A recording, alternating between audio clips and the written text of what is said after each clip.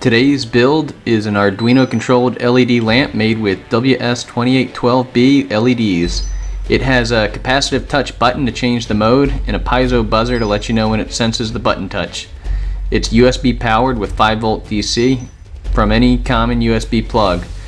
The whole thing was 3D printed on my Ender 3 printer with PLA plastic filament.